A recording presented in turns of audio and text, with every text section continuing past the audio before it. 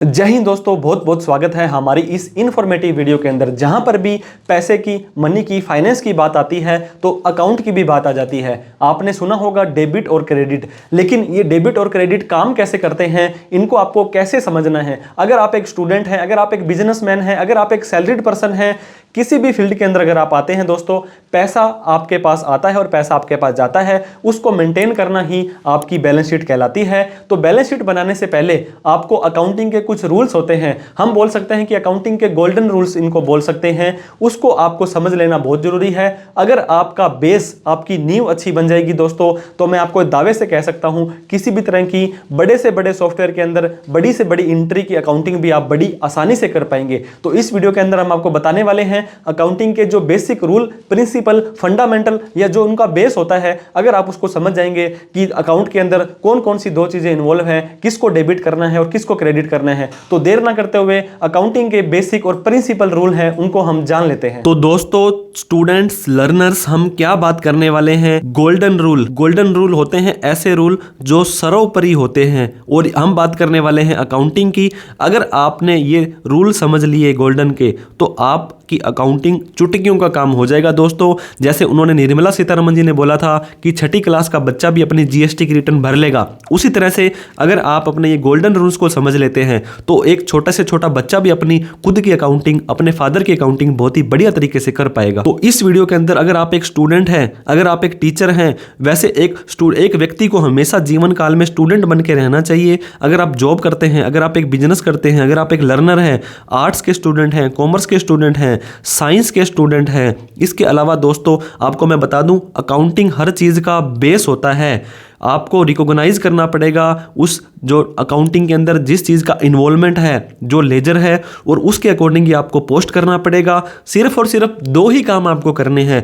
आपको एक तो अकाउंट पहचानने हैं दो, फिर आपको एक को डेबिट करना है और एक को क्रेडिट करना है। अगर आपकी स्टार्टिंग की एंट्री सही हो जाएगी तो मैं आपको ये विश्वास दिलाता हूँ, आपका बैलेंस शीट, आपकी प्रॉफिट एंड लॉस अकाउंट, आपका ट्रेडिंग अकाउंट चुटकियों का काम हो जाएगा दोस्तों। क्योंकि आपका बेस सही है। वो आपने सुना होगा, जब भी किसी बिल्डिंग को बनाना होता है तो उसका बेस, अगर उसकी नींव अच्छी आप भर देंगे तो आप पर ऊपर कितनी भी मंजिल बना लीजिए, वो बिल्डिंग गिरने वाली नहीं होती है। इसी तरह से अकाउंटिंग का भी फंडा काम करता है। तो यूजुअली मोटे मोटे अकाउंट में आपको बताना चाहूंगा, कोई भी व्यापार में परचेज करेगा, सेल करेगा, या किसी भी तरह की जो सर्विस देता है वो भी सेल आती है। वो कैपिटल की बात करना चाह रहा था मैं। अगर आप एक बिजनेस हो तो बिजनेस तो अलग होता है और बिजनेसमैन अलग होता है। इस बिजनेसमैन ने इस बिजनेस में पैसा लगा दिया, अब वो बिजनेस अपने आप आगे का काम करेगा, इसको ज़्यादा आपस में इन्वॉल्वमेंट नहीं होता है, तो वो होती है कैपिटल। आपने किराया दिया, किसी से पैसा लेना है। बहुत सारे लोग तो डेटर्स और क्रेडिटर्स में ही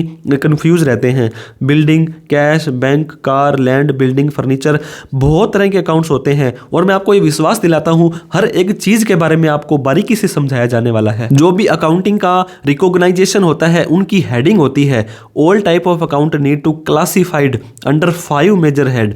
अगर आप इन 5 तरीके के हेड को पहचान लेते हो, समझ लेते हो, तो अकाउंटिंग आपके बाएं हाथ का खेल हो जाने वाला है। सबसे पहले एसेस्ट होता है।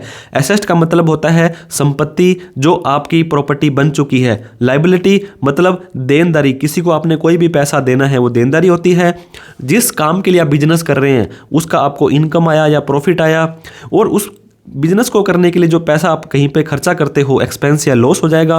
और ये होती है कैपिटल और ड्राइंग्स। मतलब जब एक मैंने आपको बताया था, बिजनेस अलग है और बिजनेसमैन अलग है। जब बिजनेसमैन ने बिजनेस में पैसा लगा दिया तो ये कैपिटल हो गई है।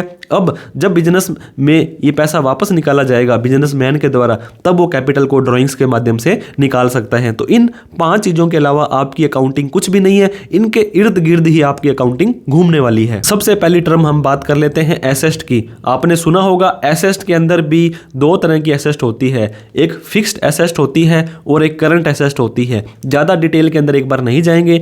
ऐसी कोई भी एसेस्ट जिसकी जो लाइफ होती है 1 साल से ज़्यादा होती है या जो चीज़ हमारा खर्चा नहीं होती है। तो वैसे तो पेमेंट करेंगे हम इसकी, मान लीजिए आपने अपने दुकान के अंदर एसी लगाया तो है तो आपका ये खर्चा, लेकिन ये आपकी एसेट बन जाएगी जिसकी कोई भी रीसेल वैल्यू होगी। अब मान लीजिए आपने रेंट पेड किया तो रेंट पेड कर दिया, आपका खर्चा हो गया, गुड बाय टाटा, लेकिन अब इसकी रीसेल वैल्यू नहीं है। इस रेंट को क्या आप आगे बेच सकते हो, लेकिन यही आपने एसी लिया और 1 साल बाद उसको आधे रेट में तो कम से कम बेच ही सकते हो। तो ये वाली बात है कि ऐसी चीज़ जिसकी रीसेल वैल्यू है और जिसकी लाइफ 1 साल से ज़्यादा है वो हमारी एसेट कहलाती है। लैंड है, बिल्डिंग है, व्हीकल है, कैश और बैंक है, मशीनरी है, फर्नीचर है, एसी है, कार है, गुडविल है, ट्रेडमार्क है, डेटर्स है, इस तरह की बहुत सारी चीज़ें। दोस्तों जो हमारा स्टॉक होता है, जो हमने माल बेचना है, वो भी हमारा एसेट होती है। हालांकि इसको करंट एसेट बोलते हैं, उसके ऊपर भी आपको डिटेल में क्लैरिटी मिल जाने वाली है, लेकिन इतना आप समझ लो 1 साल से ज़्यादा लाइफ है और रीसेल वैल्यू है और हमारा जो खर्चा नहीं होता है वो एसेट होती है।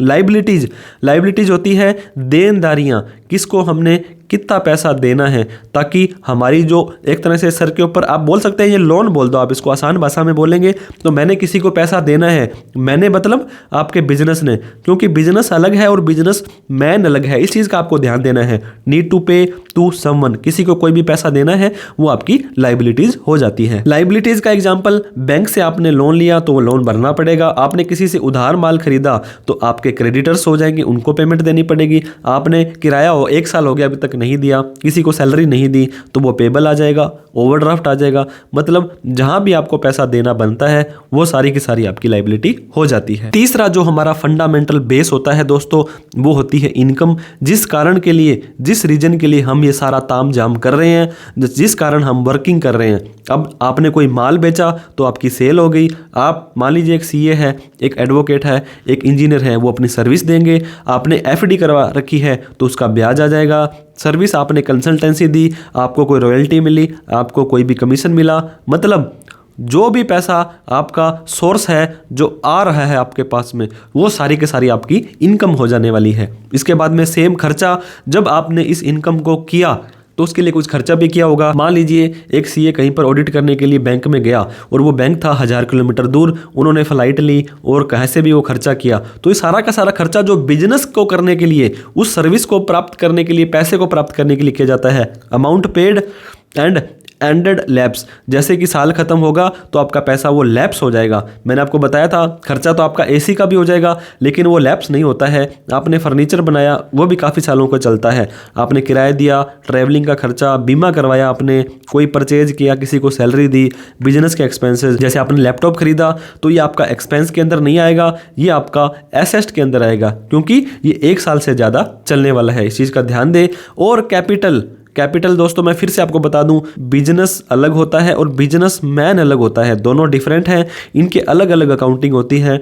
अमाउंट ऑफ ओनर की इन्वेस्टमेंट मानी जाएगी। मान लीजिए मैं हूं ए और मैंने एक फर्म चालू की ए लिमिटेड, तो ए लिमिटेड के अंदर मैंने 1 लाख रुपए लगा दिए, तो अब 1 लाख रुपए ये मेरी इन्वेस्टमेंट है जो मैंने यहाँ की है, और इस ए लिमिटेड की ये लाइबिलिटीज़ है, ये कैपिटल है, इसने ए को वापस देनी है। जैसे कि रिलायंस के अंदर जो अंबानी ने इन्वेस्टमेंट कर रखी है, तो ठीक है अंबानी उसका मालिक है, लेकिन ये उसकी कैपिटल इन्वेस्टमेंट है, तो फर्म अलग है, या उसकी Reliance industries private limited public limited अलग है और उसकी जो कैपिटल है वो अलग है। अब यहाँ तक आने के बाद में दोस्तों हम आपका एक छोटा सा टेस्ट लेना चाहते हैं। इस टेस्ट को आप कैसे दे पाएंगे, आपको कमेंट कर देना है कि ये सारी की सारी हेडिंग है, ये कौन से में आती है। मैंने आपको 5 बताए थे, एसेट, लाइबिलिटी, इनकम, एक्सपेंडिचर और ड्राइंग्स। आपको इस वीडियो को रोक करके एक बार इन सारी चीज़ों को यहाँ पे कमेंट कर देना है। अब बात करते हैं सैलरी की। क्या सैलरी हमारी संपत्ति है, 1 साल से ज़्यादा के लिए चलेगी? क्या इसकी रीसेल वैल्यू है? नहीं है। सैलरी मतलब लाइबिलिटीज़, हमने किसी को कोई पे करनी है, ये हमारा खर्चा है। अगर इस सैलरी के आगे मैं यहाँ पे लिख देता सैलरी पेबल, मतलब 31 मार्च को हमने सैलरी उसकी दी नहीं है, तो फिर हमारी ये लाइबिलिटीज़, हमने पैसा वो देना था, तो यहाँ आ जाएगी। और सैलरी आपकी इनकम है, आपको कोई पैसा आया है सैलरी से? नहीं। सैलरी आपका खर्चा है।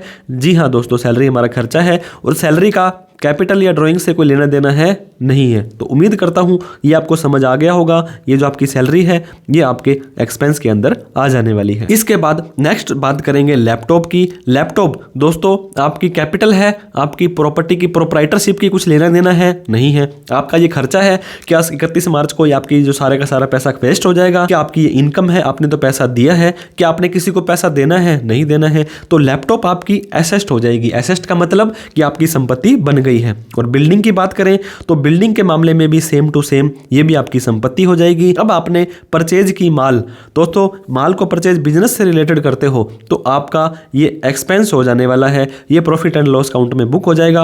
अब कमीशन, कमीशन के ऊपर भी दो कैटेगरी आती है, कमीशन आया है या कमीशन गया है। मान लीजिए कमीशन आपने रिसीव किया है तो आपके ये इनकम के अंदर आ जाने वाला है। अगर आपने कमीशन किसी को पेड किया है तो हो सकता है हमें कमीशन पेड भी करना पड़ जाए, तो ये आपके एक्सपेंस में आ जाएगा।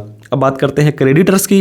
क्रेडिटर्स का मतलब होता है जब भी आपने कोई माल खरीदना है तो सामने वाला व्यक्ति आपको जब उधार माल दे देता है तो उधार माल दे दिया लेकिन आपको उसको पैसा तो चुकाना पड़ेगा, तो ये दोस्तों आपकी लाइबिलिटीज हो जाती है। लोन, बैंक से लोन लिया तो वापस तो देना ही पड़ेगा, ये हमारी लाइबिलिटीज होगी। कैपिटल, या इसके अंदर मान लीजिए उस मालिक को पैसे की जरूरत पड़ गई तो पैसा निकालेगा, वो ड्राइंग्स होती है।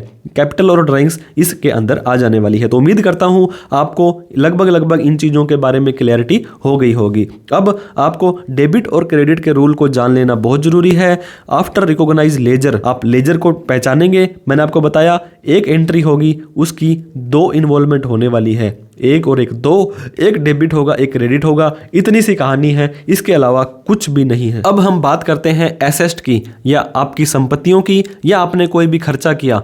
इस दोनों ही मामले में दोस्तों जब आपकी एसेट बढ़ जाएगी या खर्चा बढ़ जाएगा तो उसको आपको डेबिट करना है, और वहीं पर अगर आपकी एसेट घट जाएगी या आपका खर्चा घट जाएगा तो आपको उसको क्रेडिट करना है। कंफ्यूज होने की जरूरत नहीं है, आपको एक एग्जाम्पल के माध्यम से भी बताया जाएगा। लाइबिलिटी की बात करें या हम इनकम की बात करें या कैपिटल की बात करें, जब भी आपकी लाइबिलिटीज दोस्तों कम होगी, जब भी लाइबिलिटीज कम होगी तब आप उसको क्या करेंगे, क्रेडिट करेंगे। जब आपकी लाइबिलिटीज बढ़ जाएगी तब आपको उसको दोस्तों डेबिट करना है, क्योंकि लाइबिलिटीज आपकी ऑलरेडी क्रेडिट के अंदर आती है और ये बढ़ जाएगी तो उसको और क्रेडिट आपको करना पड़ेगा, और जब घट जाएगी जब आपको उसको डेबिट मतलब माइनस करना पड़ेगा। आप ऐसे भी समझ सकते हैं, क्रेडिट वाले आइटम को और क्रेडिट करेंगे तो बढ़ जाएगा, डेबिट वाले आइटम को और डेबिट करेंगे तो वो आपका बढ़ जाने वाला है। एग्जाम्पल के माध्यम से आपको समझाना चाहूंगा।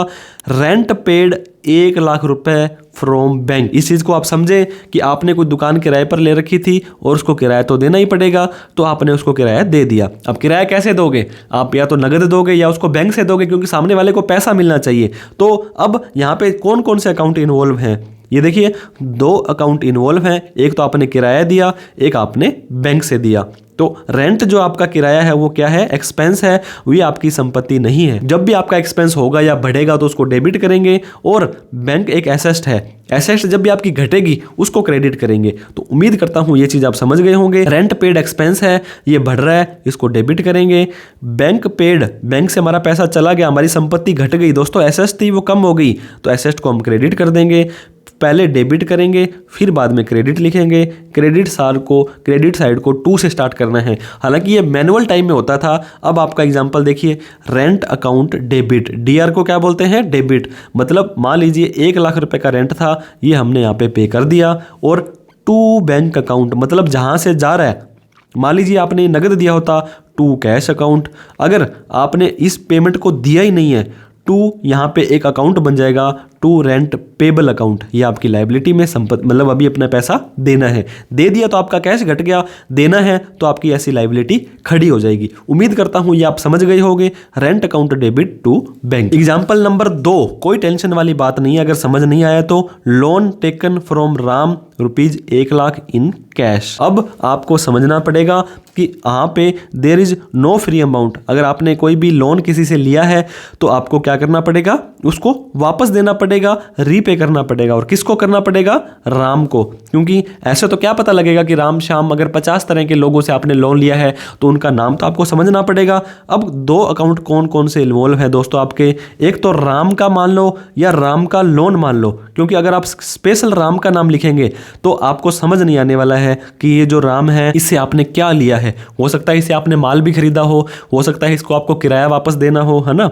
और आपने उसको लोन को कैसे लिया है, नगद में लिया है। हो सकता है आपने वो लोन उसको चेक लेकर के बैंक में भी लिया होता, तो ये आपका कैश आ जाएगा। अब दो अकाउंट हैं, कैश आया, कैश मतलब एसेट होती है दोस्तों, आपकी संपत्ति है, और ये राम का लोन है, ये आपकी लाइबिलिटी है। और अकाउंटिंग नॉट राम्स अकाउंटिंग, जैसे कि आपको बताया मैंने कि राम की अकाउंटिंग नहीं करनी है, हमने उस फर्म की अकाउंटिंग करनी है। जब भी हमने राम से लोन लिया तो हमने क्या लिया, कैश लिया। कैश क्या होता है, हमारी एसेट होती है, मैंने आपको स्टार्टिंग में बताया था। तो आपका जब कैश इंक्रीज हो जाएगा, बढ़ेगा, तो उसको डेबिट करेंगे।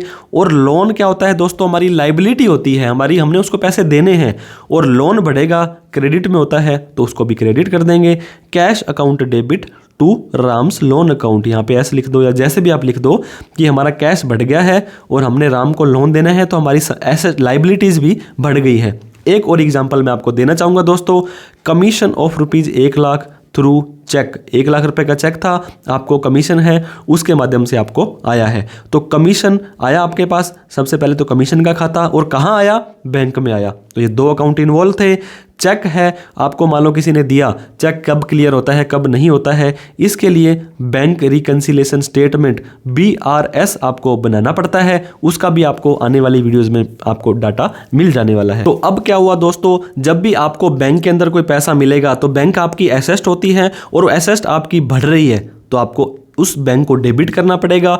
कमीशन क्या होता है, आपकी इनकम होती है, इनकम होती है तो आपकी इनकम बढ़ गई है तो ये क्रेडिट करना पड़ेगा। तो क्या करेंगे, बैंक अकाउंट डेबिट, मतलब बैंक हमारा इतने रुपए से बढ़ गया है, और कमीशन अकाउंट या इनकम अकाउंट क्रेडिट, और ये भी हमारी इनकम इतने से बढ़ गई है। तो इस तरह से हम हमारी एंट्री कर सकते हैं।